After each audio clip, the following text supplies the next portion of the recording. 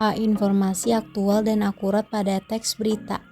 Teks berita merupakan teks yang berisi informasi atau kejadian penting yang telah atau sedang terjadi dan disajikan melalui berita, antara lain media cetak, media elektronik, dan media online. Berita harus bersifat aktual, faktual, dan menarik.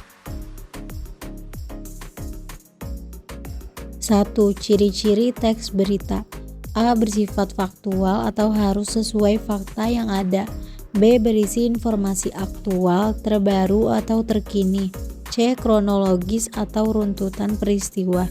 Disajikan secara urut serta memiliki keterangan waktu dan tempat berlangsungnya peristiwa. D. Isi berita jelas dan mudah dimengerti. E. Bersifat objektif atau apa adanya dan umum. 2. Syarat-syarat berita. A. Faktual, artinya berita harus berdasarkan fakta atau kenyataan yang sebenarnya. B. Aktual, berita harus disajikan yang terkini atau terbaru. C. Akurat, artinya ditulis berdasarkan fakta. D. Lengkap. E. Berimbang, artinya berita harus asli dan tidak berat sebelah. 3. Unsur-unsur berita. Apa atau what adalah kejadian atau peristiwa yang dilaporkan. Siapa atau who adalah pihak atau individu yang terlibat dalam berita. Di mana atau where adalah tempat kejadian peristiwa. Kapan atau when adalah waktu kejadian peristiwa. Mengapa atau why adalah alasan atau latar belakang kejadian. Bagaimana atau how adalah proses atau cara terjadinya peristiwa. B. Struktur, pola penyajian, dan kaidah kebahasaan teks berita. 1. Struktur berita. A. Judul atau headline. Judul biasanya memuat tentang kejadian yang akan dibahas. B. Orientasi.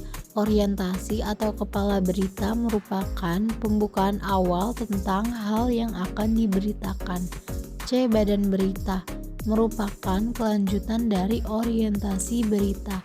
D. Kaki atau ekor berita, berisi informasi yang kurang penting dan bersifat sebagai informasi tambahan.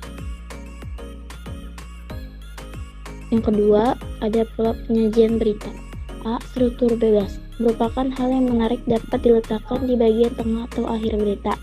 B. Piramida bertumpuk, digunakan untuk membangkitkan rasa ingin tahu pembaca. C. Piramida terbalik, adalah informasi yang paling penting diletakkan di bagian atas atau paragraf pertama. Yang ketiga ada kaidah kebahasaan. A. Bahasa baku, netral, dan objektif. B. Konjungsi atau kata penghubung. C. Kutipan langsung atau tidak langsung. D. Kata kerja mental. E. Adverbia atau kata keterangan. F. Verba transitif atau verba puerta. 4. Jenis-jenis berita. Yang pertama ada berita lurus, yaitu berita yang disampaikan secara langsung, sederhana, dan objektif. Yang kedua ada berita investigatif, yaitu berita yang dihasilkan dari penyelidikan mendalam. Yang ketiga ada berita interpretatif, yaitu berita yang menyajikan analisis atau penafsiran terhadap suatu peristiwa. C. Penyajian teks berita. Yang pertama ada penyajian berita secara tertulis. A. Mengumpulkan fakta dan data. B. Fakta dan data dituliskan berdasarkan rumus 5W plus 1H. C. Komposisi naskah berita. D. Menyunting naskah berita.